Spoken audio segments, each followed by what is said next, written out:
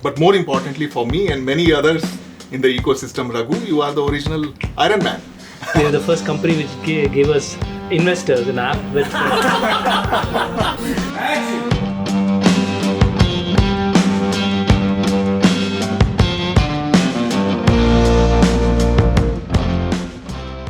Hi, my name is Pankaj Mishra. I'm the co-founder of Factor Daily and a journalist tracking startups for over 2.5 decades. I'm going to be hosting a series of conversations with founders, builders, operators, and investment partners about the next generation of Indian marketplaces, or the bazaars. This is a special series from Accel, a backer of some of the most significant marketplaces that have come in India, which includes Swiggy, Flipkart, TaxiForSure, Urban Company, and so many others. Over the next few weeks, you're going to be sitting down with me and listening to some deep conversations about how to build a marketplace. What are the top mistakes that people make and why? And what is going to be the future of marketplaces in India, or as we call it, a new age bazaar. Stay tuned and keep tuning into the conversations we are going to be bringing as part of this special series with Accel.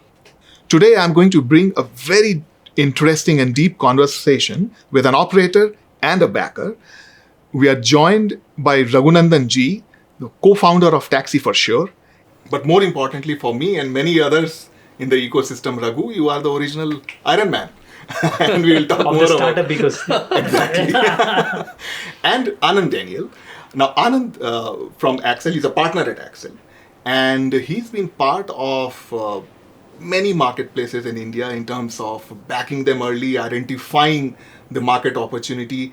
And more importantly, Anand, for me, sitting in those war rooms and helping founders navigate, identifying the next set of trends, questioning them, which is so important early in the journey. I don't think Raghu will agree, but yeah. No, completely. Okay, so he was a bad student. No, not that we're questioning. Great. So yeah, I mean, I'm so thrilled because unlocking, the learnings from this journey is more eventful if we have both the actors together. Because if I have to chase Raghu separately and you separately, then I will have to do fact checking and all of that. So In that case, I need to give the investor story, not the real story. We can start with your first pitch deck. So, Raghu, I would start with you. And I think one of the questions I always wanted to ask you is, if you were to do this all over again, what are the things you will change? And what are the things you will keep? And why? And you can forget Anand is sitting around here. Please. No, interesting. I think it's a very good, great question to start off with. I think probably the easier thing is to probably talk about things that I would want to keep. I think maybe probably during the course of the discussion we'll be touching upon that. But I think the thing that we did was, given my background, I used to be a consultant before I started TaxiForSure.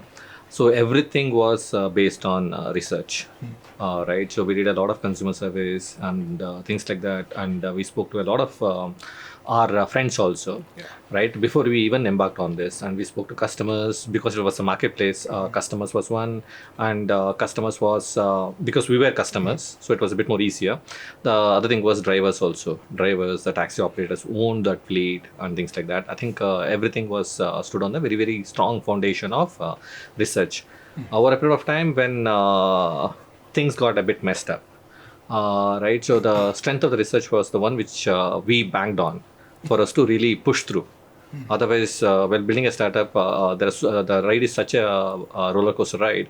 So you need to really get into the fundamentals. And because we had that fundamentals completely clear, so it was a lot more easier for us to really, when everybody around us is losing their minds, it was a lot more easier for us to do this. So I think that's one.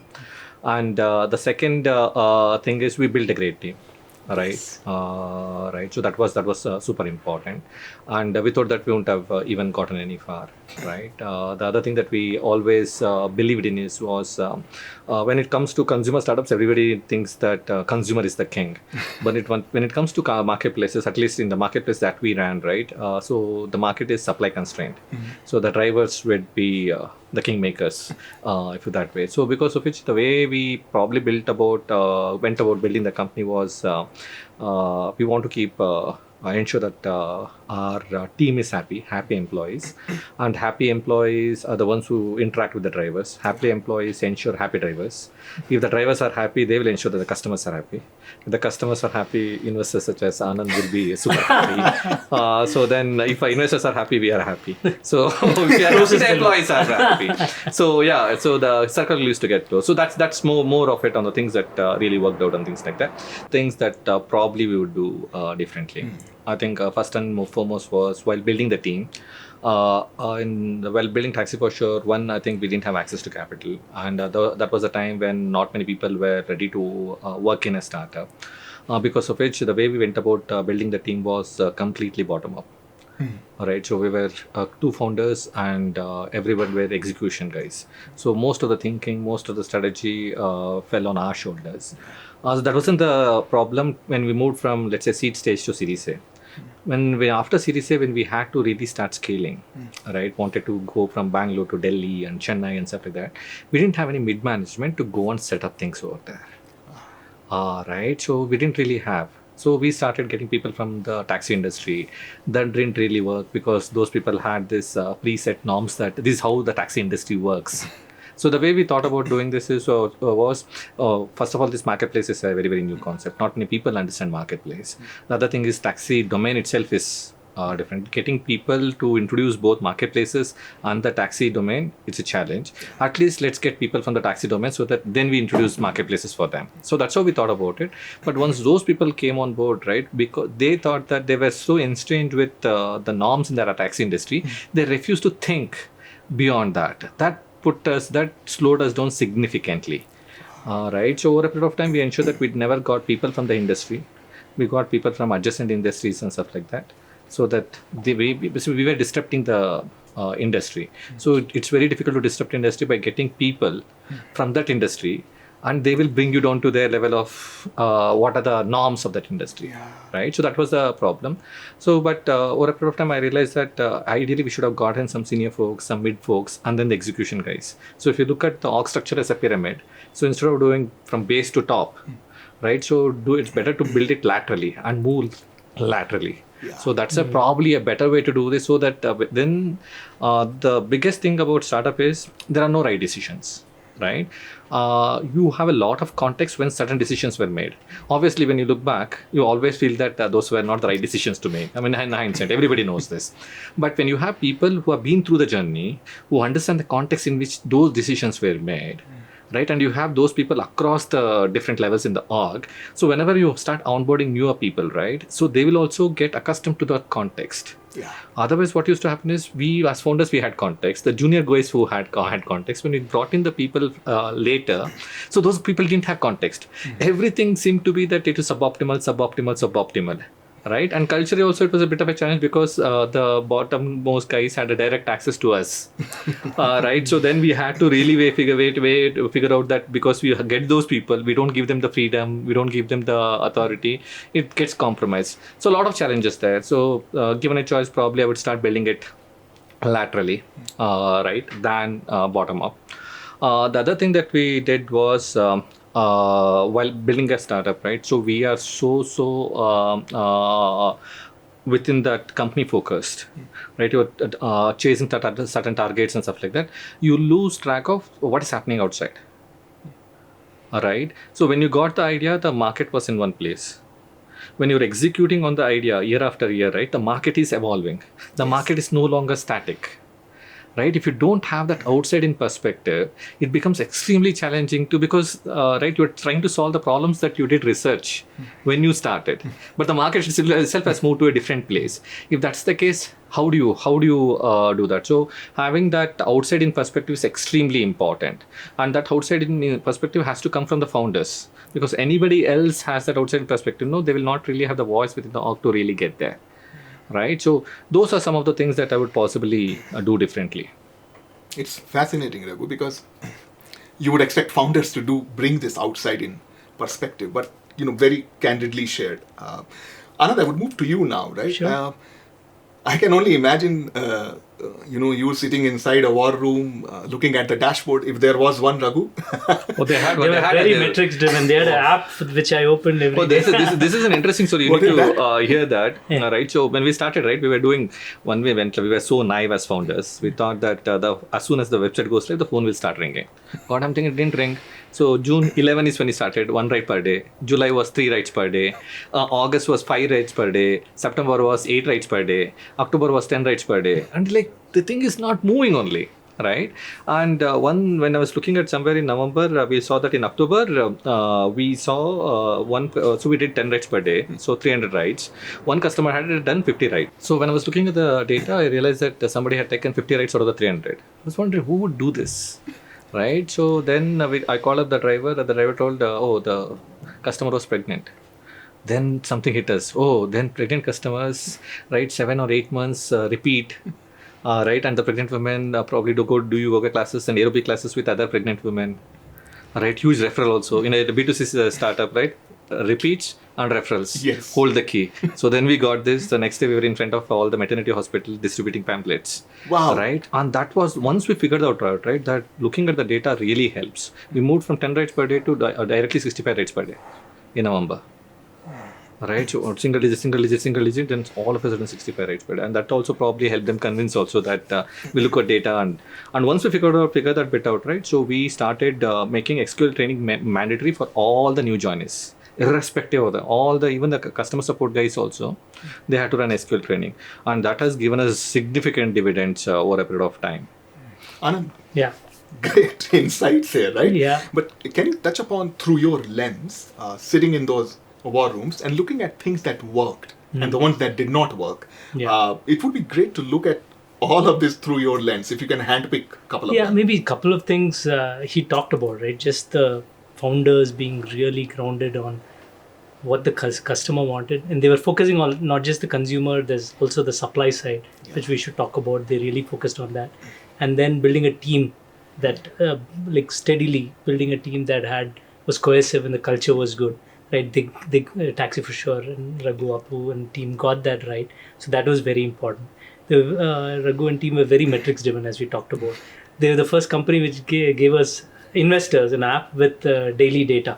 Wow. Right, so and I used to be a DAU there, daily active user, like refreshing, and then if it's down one day also, right types, right. So asking what's happening. So they were very data driven and moved very fast too. Like the example that he talked about. Right, so finding what are the target audiences, and then I'm sure we'll talk about it more. Just really nailing the product market fit, right, early on was very important, and then they got that right. First starting with a test bed in JP Nagar, and then scaling that, and hopefully we'll touch upon that. Yes. So all these were some of the things that they really did well. Yeah. Anything that did not do well?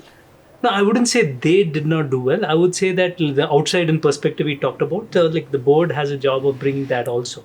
Right, and telling them the markets have changed and how can we help.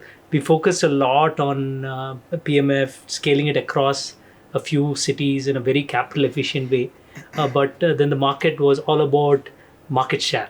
Yes. Right, so especially in a marketplace, the one with a leading market share has a disproportionate advantage. So you could solve everything, do it capital efficiently, but not be the market leader.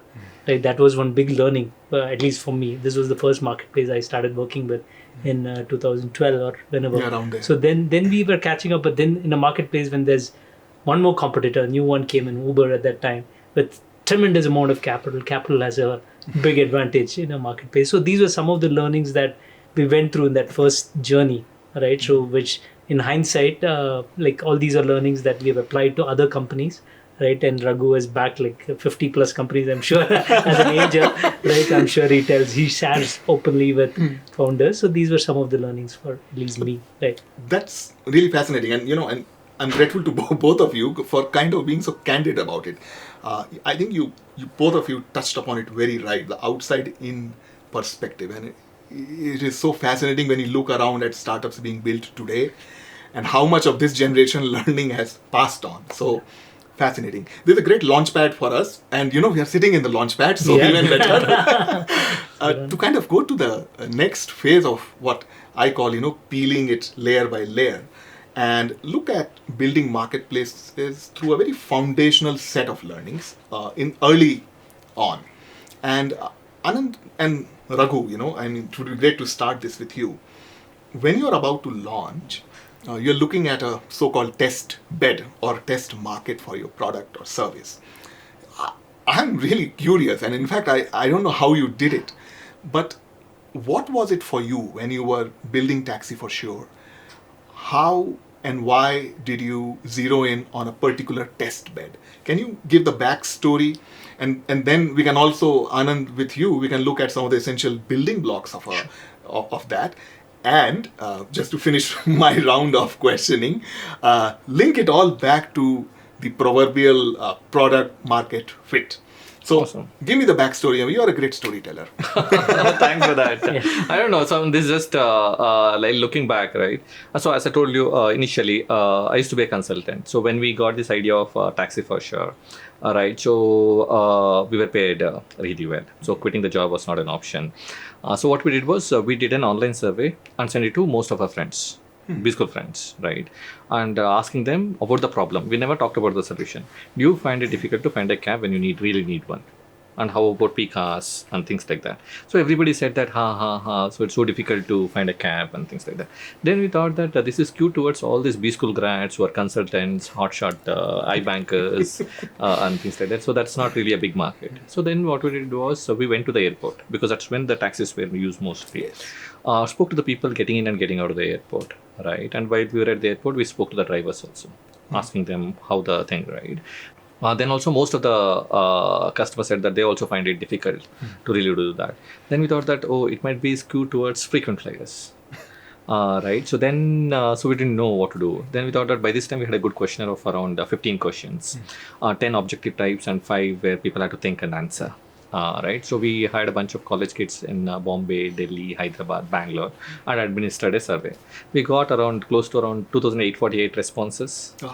Right, 92% of them said that they have the same problem. So then we thought that we have something interesting. So then some 30 people of that who had taken time to think through those 5 questions, right? So we met them in person and showed them how it is. Then we could see the sparkle in their eyes. Oh, you sat across the table. And because those 30 people whom because we had the contact information and things like that. So we spoke to them and then we this is amazing, right? This is the need of the hour. How soon can you get launch this? Then we thought, we're onto something. So that's how we started. And that's when we quit our jobs and started looking at building all this. So right, and there when we put in our papers, it was very, very interesting. I think that is something that probably even the audience would appreciate it. So we had a lot of our batchmates, my colleagues and things like that, right? So extremely smart people, obviously, right? So whatever the thing that, so no one believed that this would work. Smart people not thinking it will work. Smart people, right?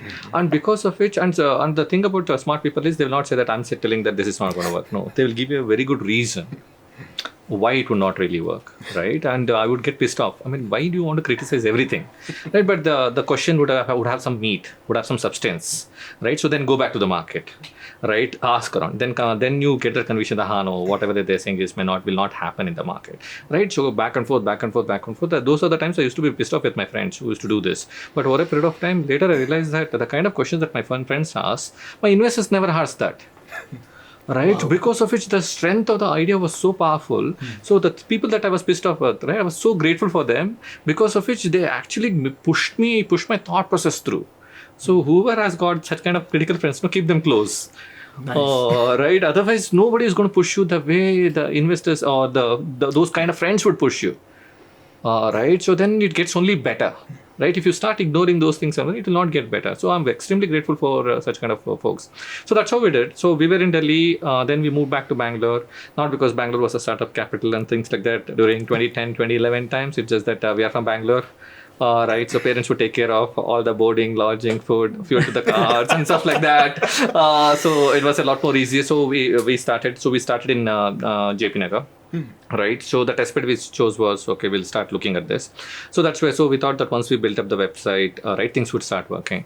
And the initial set of people, we started leveraging our friends, our family members, right? So wherever my engineering batchmates, my B school batchmates used to work, we used to create a blurb for them so that they can post it in their intranet.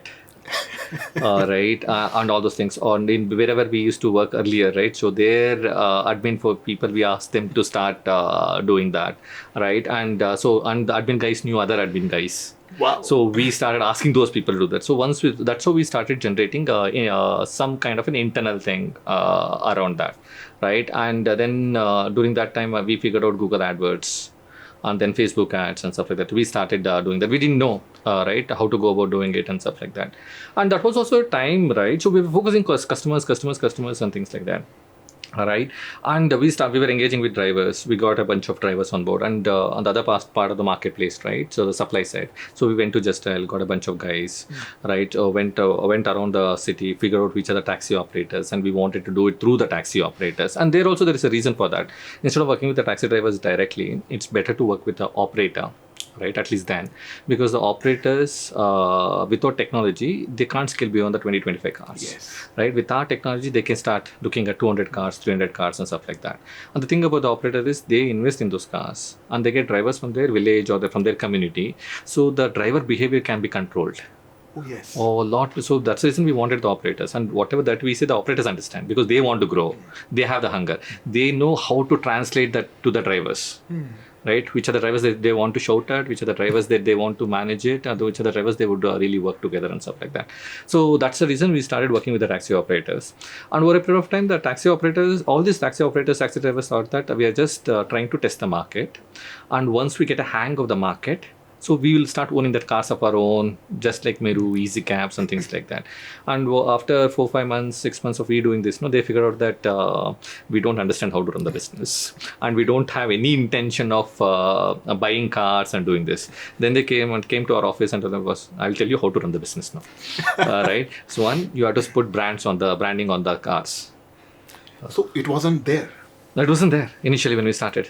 First 5-6 months, they only do because we didn't know whether we will be able to give enough business for them and they will agree to put up TaxiForSure branding. On that. Over a period of time, the taxi drivers only figured out that okay, if we grow, they will also grow, right? So because they will get customers wherever they are. Right. Once that started happening, that's how we started getting more and more customers. People started seeing us on all those things, and the taxi drivers only would tell the customer also, don't call me directly, call the TaxiForSure directly. So we had a good number then, 60, 60, 10, 10. I mean, this was a time when the mobile penetration, app penetration in India was so low. So even though idea was on the app, but because the mobile penetration and the app penetration in India was so low, we couldn't really take that. So instead of asking the customer to change the behavior from calling for a cab to a app-based booking, we told let's not focus on changing the behavior. If the customers are comfortable calling for a cab, let's use the same form factor, but give them the convenience and the benefit of aggregating supply. Right, that came about, and then because the drivers were responding to us and things like that, right, we could drive behavior. The drivers will be uniform, the cars will be clean, they will help the customer with the luggages and stuff like that. That's how it started. So maybe also talk about first JP Nagar, then you expanded to a few geographies. When you said you shifted to JP Nagar as a very nice, good Kannadiga boy, I was wondering about it. And Anand is right. Can you talk a little bit more about the location of this test bed? Why and how did it happen? So we initially thought that I think JP Nagar area is that area where there are a lot of IT folks reside. Right, it's a good demand generation hub.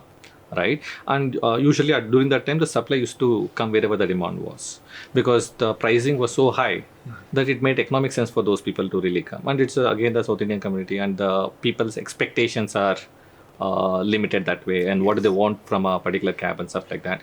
And given that you have to generate the demand in that particular, it's a hyper local business. The taxi is a hyper local business, so you need to start generating the demand somewhere. So that's where we figure out that these guys have the money, right, to pay for taxis, and they need to travel, and easy to really do that in a hyperlocal way, do newspaper insertions, do no parking boards, right, to get that brand out there, right, and park the cars in and around the same area wherever office is, so that there's more visibility, so that we start getting some initial traction around this. So that's how we started looking at it. And then where did we go? Did we go across? So we did the whole of Bangalore. So because the taxis pick the customers from JP Nagar and they go to Electronic City. Very important point. Okay, and I think it would be good to learn this, Anand, isn't it? When you have a test bed, you're doing all this. Now, how do you scale this? And what are some of the building blocks when it comes to scaling this in different locations? So we very early we figured out that right. So this is a vector. It's not a scalar, right? Because Translate that, please. Look, You took me back to you are the Iron Man and he is a legendary investor.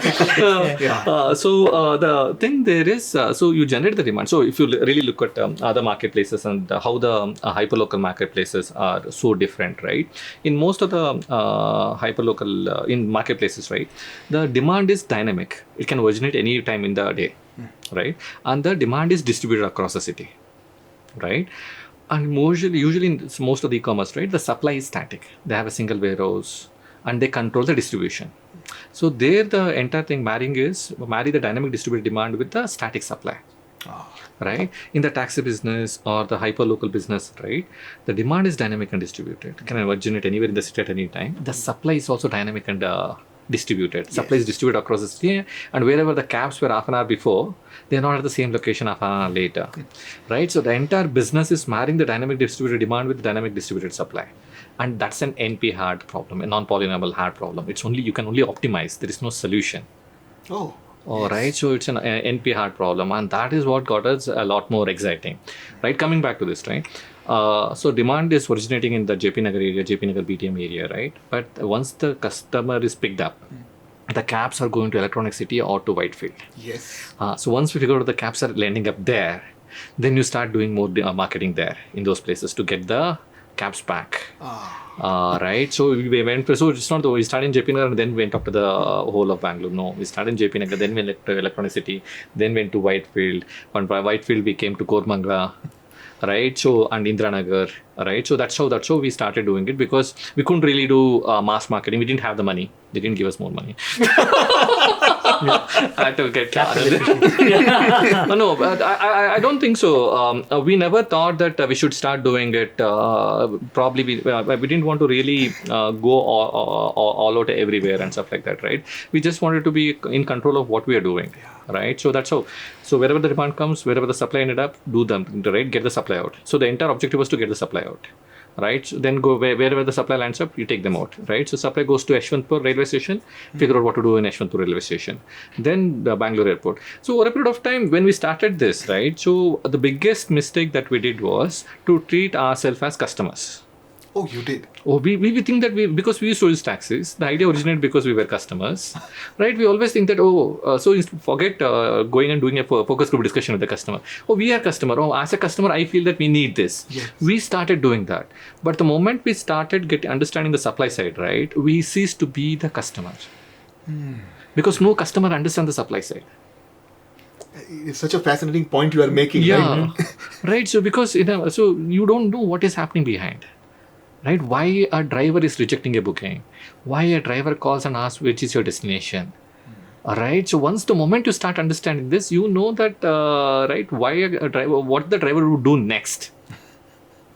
All right. And because of which we started seeing. So it took us 6 months to realize that we are no longer customers, because we are compromised, because we understand the supply side.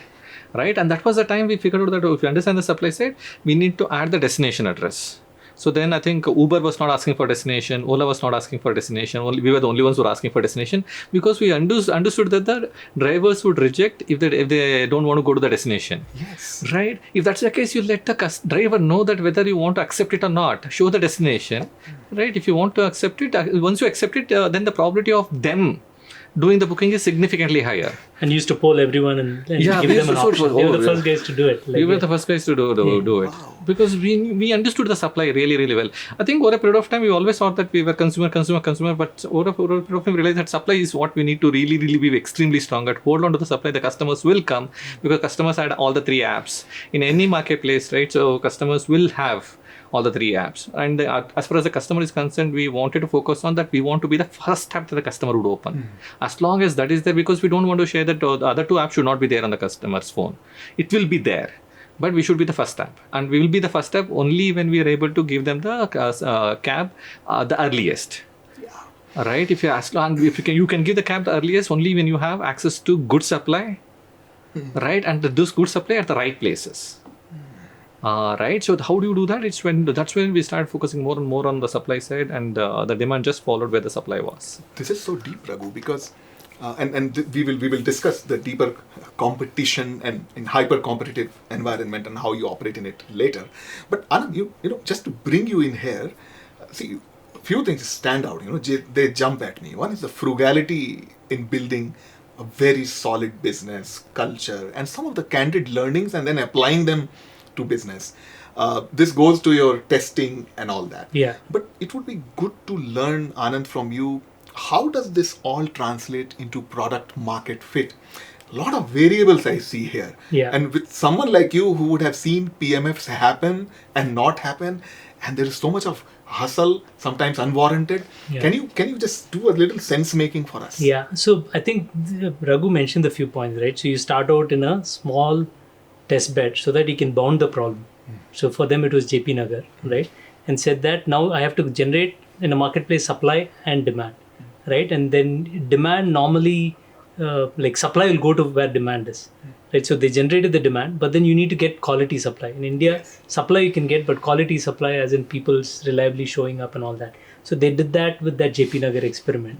But then through that, they learned both the supply and the demand behavior, right? Demand is going to various places, right? Yes. So they use data to do a heat map of where all is the demand is going, and then figured out how to, the supply is already there. Let's say it's in Whitefield, it's gone from JP Nagar to Whitefield. So can we generate new demand there so that that cab doesn't sit there the whole day, right? So you just let, like finding that first test bed, right? And defining it well and making sure both supply and demand are happy and understanding what are the problems. As most of us as consumers, we can easily understand the consumer problem, which is what Raghu talked about. And for that, they're one of the few guys who did a lot of customer surveys and talking to consumers. That's also important. But then equally important, like the net promoter score of consumer is the net promoter score of the supply.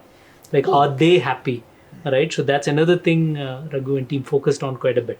Right? How do you keep them happy? That's why instead of forcing them a booking, telling them, okay, you want to go only to Whitefield, maybe the last ride in a day, they want to come back to closer to where their home is. All this in 2012-13 itself, they had solved it. Right? So getting that product market fit, going back to your original question, is not just the demand growing or not just any one parameter. It's making sure it's a balanced system where supply demand are both happy transacting through that marketplace. It is also a scalable model across various micro geographies in a hyperlocal business, right? And then across cities. So once you make it work in a Bangalore, doesn't necessarily mean it'll work in a Hyderabad or a Delhi. So we had to go solve those also, each of. So that's the step-by-step approach, and I think TaxiForSure, through that I got a front row seats, courtside seats to be able to observe like all the things, and then learn From that. front row seat to the only seat. So there is another interesting thing that in hindsight we look very good, but when we were doing that, didn't happen. I think for anybody who's looking at marketplace, I think this is a very, very interesting thing. We and Ola were not the only ones. Right, so there were several others. Yes. Right. And why we could survive, others couldn't really survive, right? So we started in 2011, where the mobile and app penetration in India was extremely low, right? So you have two places. You have the customers and you have the drivers, right? And then nobody has mobile phones yet. So there were few companies which completely took the app route. I will not do calls because I'm disrupting the industry. I will do only app. Right, so they started doing it with the customers. So then when we were pitching to investors also, we thought that mobile penetration, app penetration in India will happen in next 1 year. Then the investors said, no, it will happen in 5 years. Okay, fine, that's okay. But both of us think that it's going to happen. So it's okay, let's go with there and stuff like that, right? So there were some guys who took that approach that, okay, I will only do app. Right, on the customer side also, on the driver side also. I'll teach the drivers how to use the app and stuff like that. But the thing is, it took 3 years. It happened in April 2014. That was a tipping point for us. Because of which those guys who took the app only route at the customer, right, they didn't survive that long. Wow. Right, so they died, right? And there were other guys who took the approach that so customers are used to do calls, I will do calls. Drivers are also used to do calls, I will do calls. Fast track. right? Yes, I remember that. All those guys. But the problem, I didn't want to deliberately take names though. I get it. Right? So there, when that app mobile penetration happened, right, they were not able to manage the scale. Yes. Right. So we and Ola, right, so what we do is we'll not change the customer form factor. They are used to do phone bookings, let them do phone bookings. Right, but we'll get the app ready, but we'll not force them. But on the driver side, we'll ensure that they would be, every booking that comes would be on the app itself. We gave the initial 500, we only bought the phones and gave it to them. After 500, we asked the drivers to buy the phone and stuff like that. So we trained them on how to use the mobile phone, how to use the app, so they knew. And irrespective of the booking came through an app, or came to the website, or came to the call center, right, they would only get irrespective of the channel in which the demand came, they would only get a single view. Pick up from JP Nagar, drop it at Lucknow City. Right? They didn't know whether it came through the call center or through the website or through other app. Right? Because of which, when that revolution happened, when the customers started adopting the app, we didn't have to do much. And the drivers just knew that, oh, the booking is coming. They didn't really see that any change in the way it would happen. Right? So that's why, so when you're looking at the marketplace, one has to really figure out, right? I mean, there is this good analogy, right? A good football player plays where the ball is. A great football player is going to play where the ball is going to be. Yes. Right? And that's the difference. In a marketplace where you start off and stuff like that, you need to have the outlook towards how the market is going to evolve in the future. You could be aggressive, you could be conservative and stuff like that, but you need to be ready. Yeah. Because it's very difficult to predict when will the market turn. And it is going to turn, but you can't start getting ready there, because somebody who's already ready will take the market and go. So that's what happened. We took the market and went. Some guys were good guys, right? They couldn't survive that long. Some guys were good in doing whatever the business that they were doing. They also couldn't. I mean, they were much larger than us, but we were ready. When the market turned, we just took it off completely, and everybody were left way behind. So, Anand and Raghu both, and because I have the builder and the backer in the same room, follow-on question on product market fit and data as well is, so are there like biomarkers? How do you know you have the PMF? Or how do you know if you have the wrong PMF? Or how do you know if you have the PMF to scale, Anand, right? Because I find people asking this question even today, after over a decade. So that is first question. The second thing I would love to learn from both of you is, we're talking a lot about data. There are times when data can blind you. Or is it, I'm just thinking out of the bag, is it true? So I want to understand how to look at data in a way that it doesn't blind you. And what is its role in product market fit and building on early. So yeah, the Iron Man goes first. Interesting. On the data question, it's a very good answer. So just like wherever you need to have a healthy mix, right? You need to have a healthy mix, and that typically happens when you have a good team where some of them are so glued into the data, they just can't see anything apart from data, and some people don't want to look at the data, who are more intuitive, right? And that's when something special happens, when data-oriented guys meet those creative folks. Right? You need to have that healthy mix. That sounds like a holy grail to me. Oh no, it happens. You need to really have that combination. So that's the reason it's always, see, the thing is, whenever people are building their companies, right, they don't look at clones of themselves. Right? Skill set is, people start looking for skill sets, right? Being creative, being intuitive, right? Having that sixth sense and stuff like that, that is also a skill that people have to start onboarding, right? So then once people get something, then you go to the customer and see whether they want it or not. And what all data that you have is the data that you have gathered. Yes. Currently, but you don't know what is out there yet, right? And if you get married to the data too early, too soon, right? It's like, so I keep giving this analogy within the company also, right? When you start riding a school, a cycle or a thing, right? When you just pick it up, right, balance, you go where the cycle is going. Right? But you know that is not the right way to do, right? You need to take the cycle where so that's where during the initial stages, if you get married to data so early, so soon, then you'll end up going where the data is taking you. Yes. Right? Use the data to wherever you want to go to, right? So keeping the eyes, ears and everything open is what the data will make you. But after that, you still have the decision call, right? And something is intuition, but you don't have data, take it to the customers. Right? So it's effectively a conglomeration of multiple things that would really come. right? But the gut is important, intuition is important, but you need to leverage the data also. Not all the places you have the data. So that's how I would do it. Just to add to that, I think from early days, Raghu and team had very good MIS, management information system, right? So having that in place from early days, and I think we're also working closely and figuring it out. We evolved that over time.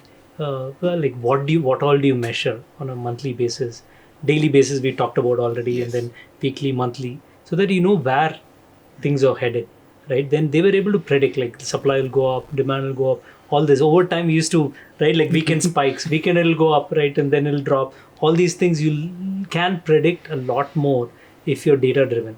So in the early days, to find your product market fit, I think that's an important side. The other aspect is to really understand what's the cost of customer acquisition, CAC, right? So which is a basic thing, which many startups don't start thinking much later, right? And then what's the lifetime value? All these basic things, you want to get a sense for it. The flip side is not optimizing it too early, right? So if you're a seed or a series A stage company, you don't want to over-index on any one of these things, and you should also have this outside global perspective. Where do I fit in the market? Where is the market going? And if you, let's say you want to be the king of Bangalore and do the best, but you're not in India, then you might not have the impact at India level. I'm just giving you so most startups want to become the biggest in India, and then if you look at startups like Uber, they want to dominate the globe. So my question is like, why can't Indian startups go do that, right? So at that time, I remember like TaxiForSure, we remember having discussions saying there were Southeast Asia companies like Grab and all these. They were started probably same time or slightly after us, Yes. right? There were questions around, do we want to go do that as TaxiForSure, right? At that time, we didn't think so, right? So, but in this day and age, there's no reason why an Indian founder can't solve not only in India but take it globally, right? So Airbnb, if you say the painting or planting flags across the globe kind of a strategy, but for all that you need, going back to PMF, you need to really nail that within the context of whatever your test bed is and the parameters of that, and saying, will this scale across now India, then maybe even across, and then how do I do it most efficiently? Uber had that strategy of, we'll just launch a city with a few people and try to scale it. Right, so that was new. When we heard that, we said, "How will that work?" Right, so we used to great case study, actually. Yeah, it's a case study, but then somehow they made it work. Right, so picking the best practices, and these are all marketplaces we are talking about, right? That we know of, and learning that, and then applying it right to our own product market fit, and then not over-indexing on any one thing too early on, right? And then we were going. Last point is going back to the market share and having a good, in a network effect driven business like a marketplace, you want to be one of the dominant players. You don't want to be the fourth. Like when we invested, there were 10 plus taxi marketplaces. Mm-hmm. We had met everyone. I remember my house, so like I used to rent a place, and the landlord, like this was like, he said, come over to this college, no name college. Right, so as in college, that I didn't know. I don't like, he remembers, I remember, but not just come over and I went to meet him because usually I want, like, he's a very nice gentleman, so I wanted to spend time with him. And then he said, there is this taxi company I want you to meet. I said, what? Like, I met every taxi company. Like, what am I going to learn you? Yeah, but just, I said, come on. Like, okay, if they can come here, I'm happy to meet them. But first 10-15 minutes, we could see that Raghu and Apu, both of them came at that time. They were different. They thought through almost every question I had. Okay, and then he said, okay, this is special, right? So that was they're called serendipity info labs. They used to be called. It was serendipity for me that I met them, right? So thank God for that, right? And then, but that led to it. But going back as a founder, right? So knowing the ins and outs of a marketplace, supply, demand, how are you going to having a strategy and being flexible, right? Raghu talked a lot about that. All that comes into that PMF fit, and then scaling that across. Right? So to add to that, sorry. Our PMF is not what we did eventually. Right? I was to come to that. Yeah, yes. So because it's Bangalore and the airport is way outside, and Bangaloreans used to use taxi only to go to the airport because autos were not allowed. Right, everywhere else you can go to an auto because the weather is good. Right, so it was there. So we start off with that airport. For a period of time, we realized that there are more requests coming for within the city, point A to point B. So we changed completely to look at, this is a bigger market than the product market. And so everything made sense for us to focus on airport because large ticket size, Yeah. right? And autos are not allowed. That is your market, and everybody needs. And most of the early morning flights, people are taking a cab at 4 a.m. in the morning, right? People used to book 2 or 3 cabs because they didn't know which one will show up, Tell me about right? So that was the real problem that we were trying to solve. That's the reason it was about airport transfers, airport transfer, airport transfers. But when we started seeing the bookings that used to come, we just changed it to point A to point B. Within the city, right? So that's how we did it. And product marketplace, once we figured out that, can we scale that? So we scaled Bangalore really well. The next question was, okay, for a city like Bangalore, where the supply is completely fragmented, aggregating makes a huge difference. And for a city like Bangalore, which is more tech savvy, right, the kind of marketing channels that we used to adopt would make sense. But would it really make sense in a city like Delhi, which is not the online savvy customers? Right? Would it make sense? Right? So then the next city that we had to do it was to say that Delhi, because their aggregation makes a difference. Okay, if you're pitching on aggregation, what about a city where the supply is completely a monopoly? That's where the Chennai thing came in. So we started Bangalore, then we went to Delhi because the customers are not tech savvy. Our customer acquisition channels may not necessarily work there, right? How will we make it work there? And the supply, single supply, monopoly city like Chennai. And we like that the convenience is so good that monopoly or no monopoly, customers will root through us, right? And in those markets, we figured out something, right? So Delhi were not, so here we're using Google ads, Facebook ads and stuff like that. There we used to do apartment activation, office activation, but the supply is fragmented. But we got the demand, right? On the Chennai side, it was so simple, right? What customers wanted was English-speaking drivers. Right? It took us a while to really figure out. And so that's where the orientation of the data really helped. So on a Sunday, the Chennai call center guy, the team lead in Chennai, right? He was looking at the data. And during those times, with the first 5 digits of the phone number, you can figure out whether the customers belong to which state circle. Karnataka Airtel was 98453. Right? Tamil Nadu was something else. So the team lead said that, sir, 90% of our customer base don't belong to Tamil Nadu. And we were like doing the same ads that we were doing in Bangalore and Delhi.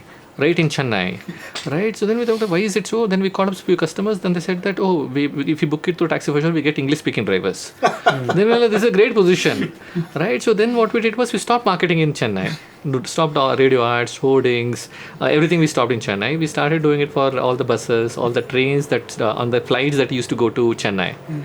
Right? Once we did that, right, the CAC came from $250 to 250 rupees to 22 rupees.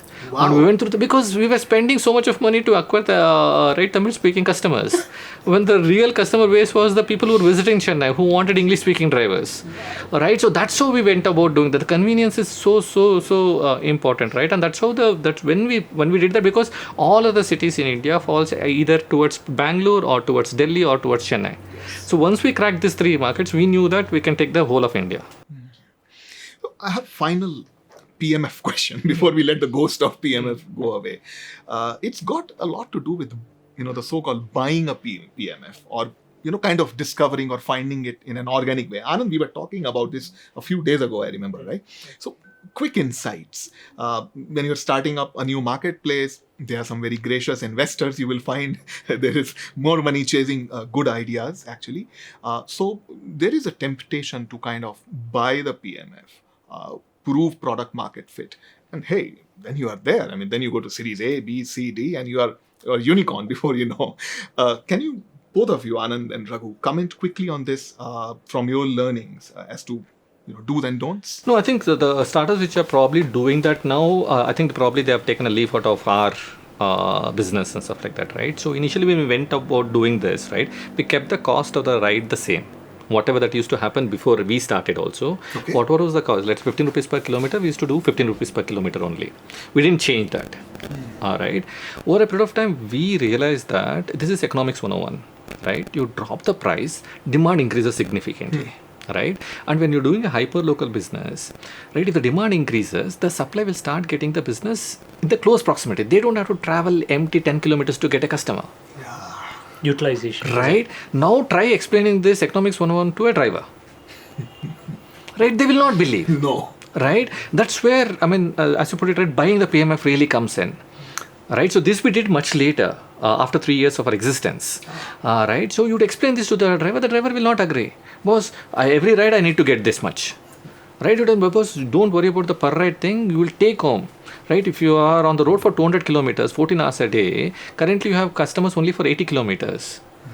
Right now, by doing this, you'll get customers for 170 kilometers. You will make much more money than what you are making now. So, but you're riding the same. The cost of riding doing the 200 kilometers is the same. But you have 170 customers for 170 kilometers just by dropping a little. Right, so they don't want to. No, I want it. Okay, fine. So for the customer, we'll keep it at, let's say, 10 rupees per kilometer. For you, I'll keep it at 15 rupees per kilometer. So you see, you go through it, and it's not that immediately will change. That 80 will move to 170 overnight. So to take 1 or 2 months, 3 months, and stuff like that. So we pegged everybody and telling them that, boss, so this is what you're getting today.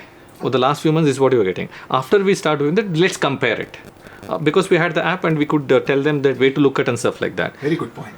Yeah. Right. Once we did that, right, obviously we dropped the price, the demand went through the roof, right, and the drivers started getting more and more business. Right. So then over a period of time, we started letting go of that incentives, and stuff like that. And the market had completely changed. Yes. Right. The customers are happy because it was 10 rupees per kilometer. The drivers were making much more money than what they were making with the same cost. Right, so the total take home is what mattered over a period of time, but it's just that they couldn't really foresee that when we initiated that. In order to change the market behavior, we need to start investing in it. So it was not an expense, but it was an investment to change the behavior of the supply, not the customer. Because customer behavior is the same. You drop to 5 rupees per kilometer, more number of customers will come. You increase it to 25 rupees per kilometer, the demand will rise. So customer behavior, we knew exactly how it fluctuates with respect to that. It's a supply behavior which we wanted to change. Right, and then that's how the marketplace comes together. This is such a foundational point. Yeah. Anand? No, maybe just to add to that, you need to understand the steady state where the economics is going to land. Like what will the customer pay and what does the supply want, right? And at a particular utilization, in this case of taxi, how many rides could they do, right? You can apply that in every industry. How much money do they make today? Can you increase the supply's revenue? Can you decrease the demand's cost by being a more efficient marketplace? At the end of the day, as simple as that. But how do you get there in the most cost efficient way? And if you're either subsidizing either side too much, right, and for too long a period, it's tough also. So you have to do that in short spurts, because we'll do that burst, the demand will go up, then you take away that subsidy, it'll drop. But the baseline might not be the same, right? From 10, it can go to 100 and drop down to 80. Right, so like that you have to keep growing both supply and demand in a very thoughtful way. So that's one of the things these guys pioneered early on, and it's important to have versus like subsidizing completely without knowing where your economics is going or for too long, because you can't. Then when you remove the subsidy, the business won't work. This is such an important point. The interesting thing about marketplaces is right, the supply usually is perishable and reusable. Yes. If the cab is idle for the whole day, it is gone, it's perished. That inventory is perished. But the same supply can be reused multiple times in a day. Yes. Right? Very, very different from the e-commerce kind of marketplaces, the hyperlocal marketplaces, right? So then once you figure that out, all right, so then you think, how do I reuse my reusable inventory? Yes. Right? And how do you and I don't think so the drivers think themselves that way, that they are perishable, and right, so they don't because they don't know the opportunity cost. Nobody thinks at opportunity cost. That's where people like people who run the marketplaces, right, think about the opportunity cost. It's a reusable inventory, it's perishable. If I don't use you today, right, it's gone. All the revenue that would have come for that, it would have gone, right? So that's how we need to make it work. The key takeaway from this is you can't run a marathon on steroids. Yeah. Very clearly, and that brings me to kind of a question, which is, we are talking of steroids, and we are talking of hyper competitiveness. Everything is going well. You are doing testing beds and product market fit. Great founding team.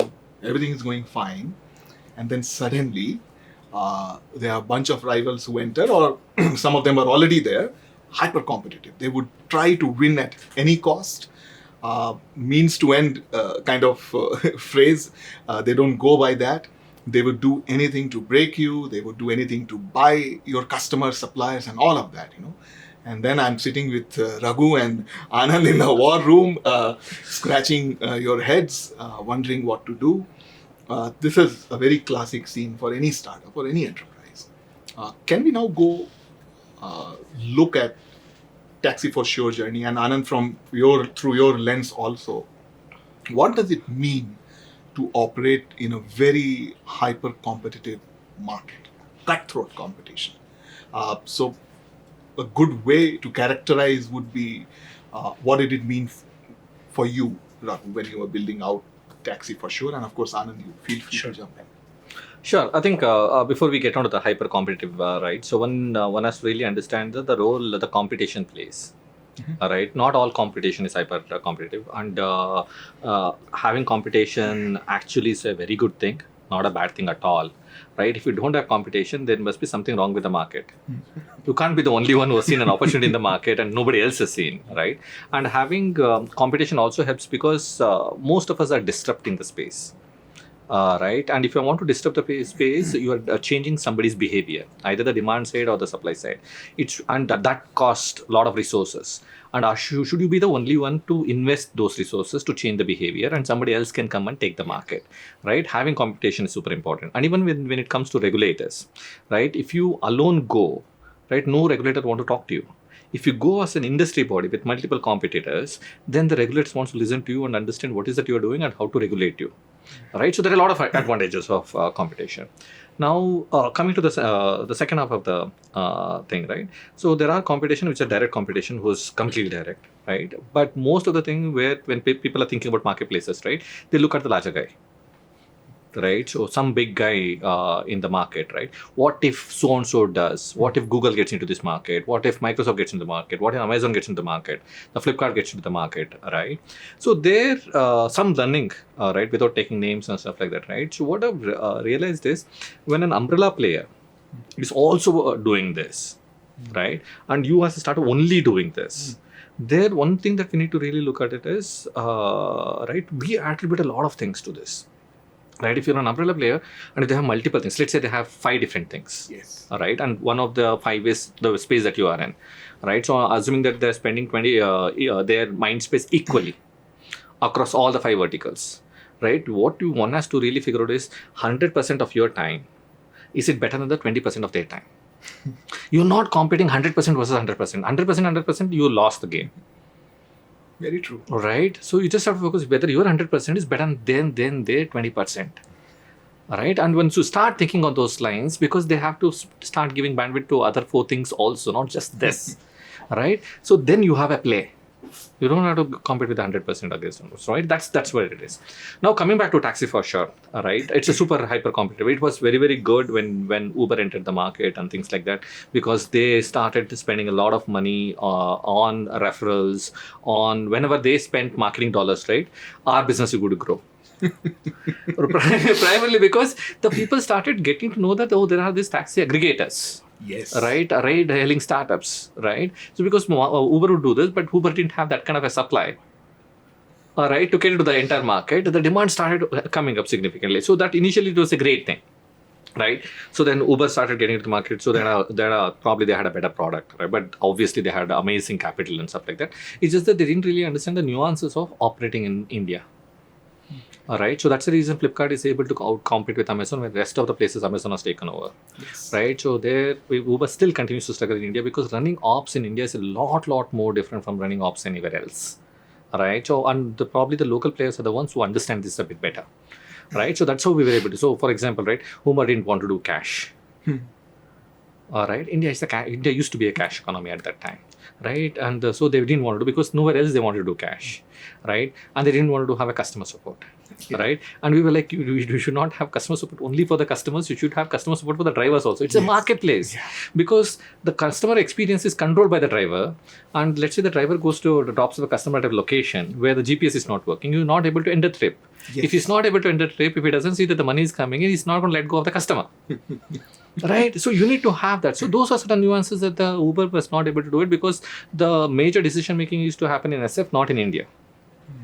Right, so people who used to run Uber in India, they could figure this out. But for them to really go and get things done in SF was a huge challenge. For us, as soon as we immediately make a decision, overnight we used to change things. So we were extremely agile that way. Right, so that's how we were able to take on Uber. Right, because of our better understanding, better ops, faster decision making, and our agility. Right, so now comes the Ola story. right? So Ola was also a big player, right? So they were raised large amounts of capital. So before SoftBank got into the picture, right? They were incentivizing drivers and things like that, and we realized that there is no need to do that. Right, so there is no need to do that because you can get the supply through a different channel altogether. Right, so very early in our life when we started, right, what we figured out that or this was some interesting learning. So we always felt that if you there is a opportunity for you to earn more money doing the same thing for the same number of hours, will you take it or not? It's an obvious thing, I mean, it's a right? no-brainer. But what we saw was our taxi drivers, they used to, before we started, they used to make 2,000 rupees in a day, and because of us, they used to be on the road for 14 hours a day, but make 2,000 rupees in a day. After we started, within first 4 hours of the day, they would make 2,000 rupees. They log off and go home. And we were like, what is wrong with these guys? I mean, continue driving for 14 hours instead of 2,000 rupees, take 10,000 rupees home. No. Because then we realized that taxi is not really a chosen profession. People are forced to become taxi drivers, right? And when their families have bought the car and given it to them, so they want to give them some money, right? But they don't want to do this as a profession, right? Our biggest challenge was, how do you create that hunger? Right, when the people who don't really have that hunger, right? So that's how we started looking at it, right? So we started for people who are married and who had kids, right? So we started getting education loan for them, right? So they got the kids out of the government school and put them into a private school. They got tuition. So those guys were hooked onto it because we know the amount of business that they're doing, right? We were giving that business, right? So they were hooked onto that. When it comes to the drivers who are bachelors, right? So this is a hazardous industry. All right, so nobody gives any health insurance for them. So we gave them health insurance. And most of these people come from troubled families. We gave health insurance for the parents also, right? And the premium would come through us because all the customers used to pay us. We would deduct the premium and pass it on. Because we had a larger base with the insurance provider and the education loan providers and stuff like that, we would negotiate. Oh, yes. Right, better premiums, right? And those people will enjoy all those things only if they're part of the platform. Right, so we didn't have to use financial incentives or short-term incentives to do that, right? So that's what we started doing, and we always knew that this is a supply constraint market. Whoever owns the supply, they would do this, right? So when these people, the hyper competition came into the picture, right? So if you look at Uber across the world, Uber believed in eliminating competition than buying competition. Yes. Right, and we always knew that the way they went about their playbook was, right, incentivize the drivers significantly during the short term, take the supply out of the competition, and the demand will never go there if you don't have supply, right? So hold on to the supply. So because we had done things like this, there was no reason for the supply to go, and our model was also, we partnered with the operators.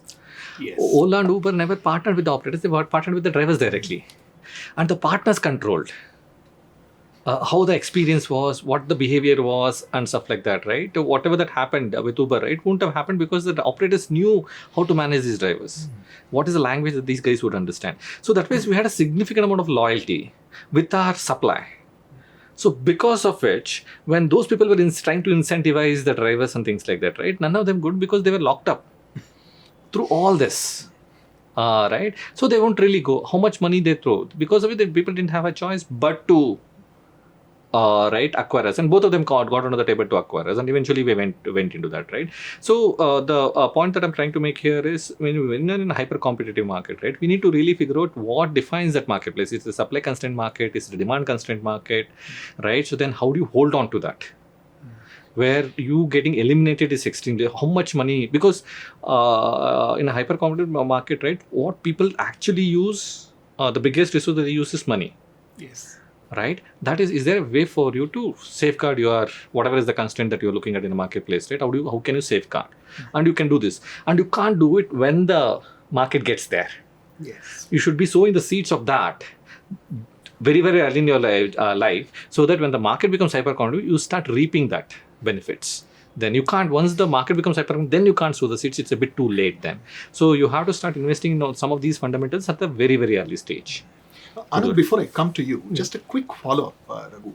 People also talk about, losing sleep over competition and the pace at which innovation happens, for example, to differentiate yourself from rivals, the pace of that innovation, goes through the roof because just because it is hyper competitive. The companies put the best brains behind their most important initiatives. There's a war for talent as well, right? That gets underrated many times, but it is there, and you would know it from your experience. How do you characterize hyper competition through this lens, and what are do's and don'ts, a survivor's checklist, if I may, because you're talking about Uber, one of the fiercest rival any company could have at that time when you were there head on, right? So how do you characterize that through your lens, especially the war for talent and the pace of innovation? Right. So very, very good question. I think the way we went about building TaxiForSure was more like a family, right? Because the context was already set always, right? We never hid any information with our teammates, right?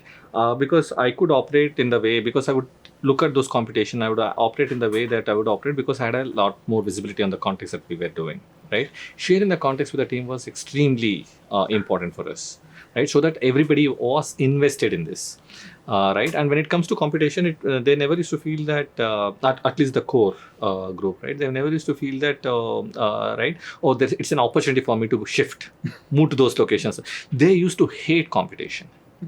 Right, they used to hate competition. I mean, and they used to hate it so much that once our M&A happened, most of the people quit. Right, I remember those days. You don't really see that happening when somebody acquires you, right? All the people in the company quitting doesn't really happen, right? Because people believe that it's not a company's competition; it is their competition. Those are their competitors, right? That was a cultural value that we had. All right, because of which people wouldn't go. And as I told you, right, I used to get a lot of pushback from within the team itself because we had made data completely open, because even the call center guys would do SQL queries and read the data. So whoever is interviewing with competition would have access to all the data. Wow. Right, and they would take it and go because competition wanted the data, and the competition that we used to were not really the epitome of how to do business and stuff like that, right? I have names. So they would take the thing and go, and it was like that. It doesn't matter because customers don't have loyalty. So 80% of the customer base would be the common, and drivers also probably would be common. So what are they getting that they would change the market and stuff like that? It's okay. We might lose a lot by holding on to data, not sharing data with the people and stuff like that.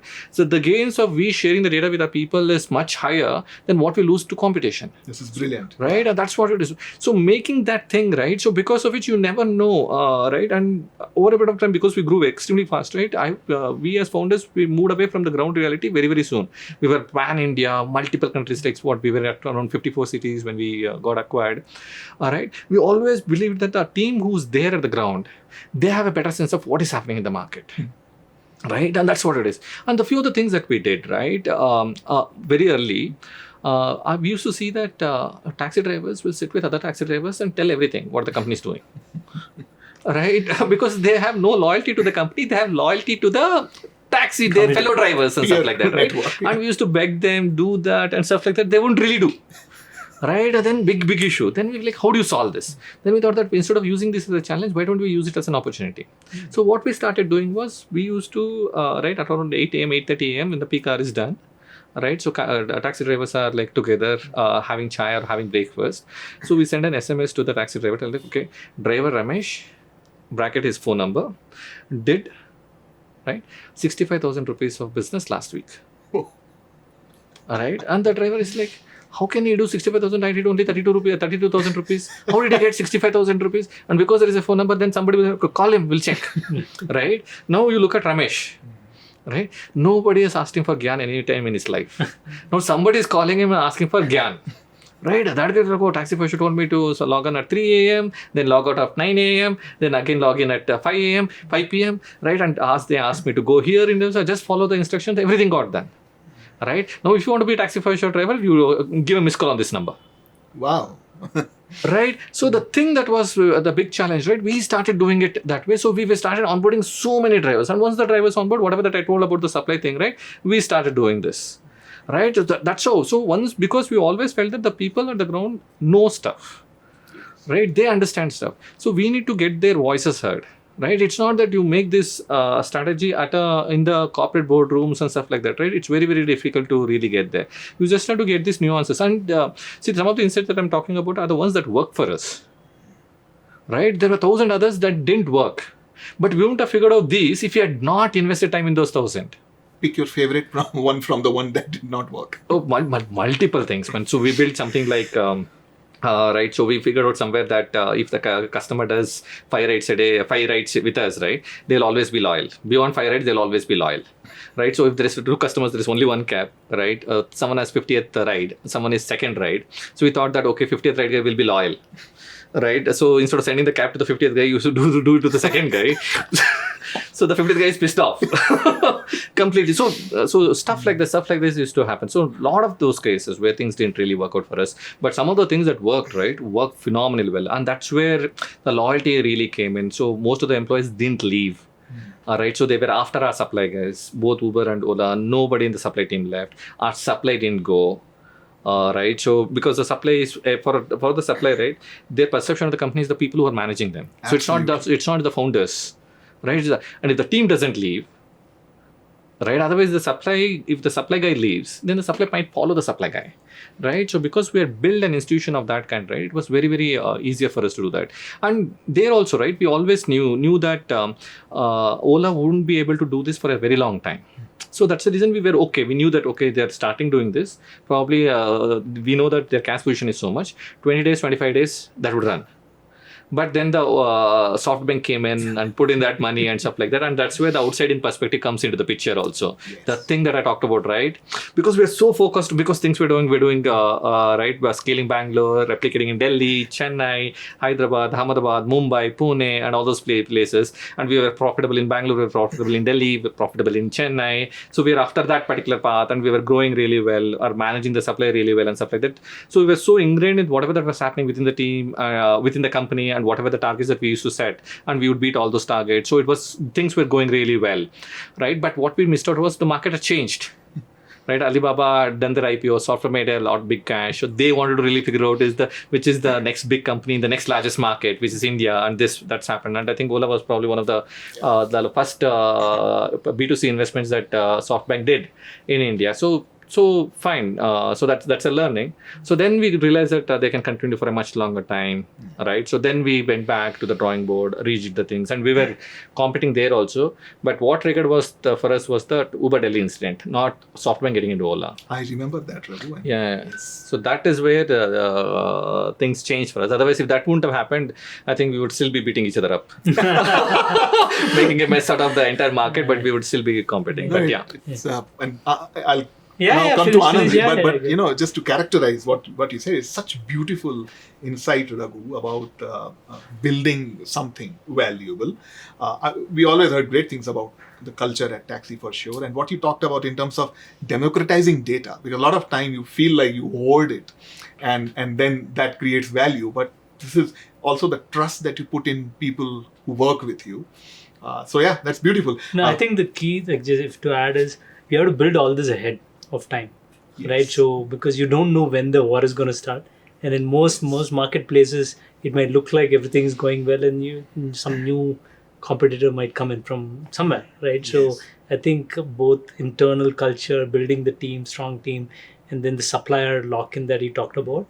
And the thing that many marketplaces miss is consumer lock-in if possible. It's very tough, but can you build some loyalty, whatever, like some, not just loyalty for the sake of saying it, but programs, something that makes, if you look other geographies that are, and other industries that has been solved, right? So thinking through all these during peacetime, well, there's no peacetime, but at least I would say light competition, right, is very essential.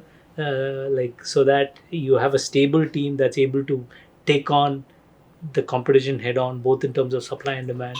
And there's some level of, as long as you provide good service to both supply and demand and high NPS, they'll stick around, right? So for that, can you enable on both sides? So that's one learning, right? So that, and then the other is to continuously innovate. You touched upon that. Yes. Can you come up with new offerings, anything that's more exciting, right? So where they used to continuously try different things. So that's another thing. And then most important is having the global view, right? Where is the world going, right? Who would have thought of some company going public somewhere else would, like the butterfly effect types, right? So this is, but it's important to see where the ball is going to be, like Raghu put, in the market sense, right? And having a good sense for, is this the time to double down on profitable growth, or is it the time to get market share? How do you trade those off, right? So all those things, where is the industry headed? That's where hopefully the your board members for a founder can be helpful, thinking through, right, from past learnings and all that, right? So those are some of the things. I don't know. If This is yeah, no, yeah, you did. sure, I mean, yeah. it makes a lot of Yeah. sense. And I have one, kicker question to wrap this Sure. conversation. It's a little science fiction, sci-fi question, Yeah. and I want to ask that because a lot of time is spent these days on future of transport itself, both public and private transport. And I know we are talking of marketplaces as a generic term, but you built TaxiForSure, and Anand, you saw opportunity in backing TaxiForSure. If a futuristic business of mobility gets built out, what could it potentially be? I'm talking spaceships, I'm talking everything you can imagine. But why don't you let's take a wild shot at it? Teleportation. I love you, Iron Man. That happens, all the other problems are solved. Yeah. Straightforward. Yeah, just teleport people. Really? Yeah. Anand? I'll go with that. He will travel along. I'll travel along. Yeah, and a ticket for me Yeah, as right, well. yeah. Thank you. It's such Thank you so joyful much, yeah. and fulfilling to have this conversation. Thank you. Awesome. Good. Thank you, Anand, and thank you, Thanks, Ravi. Anand. Really Yeah. cool. Take care. Awesome.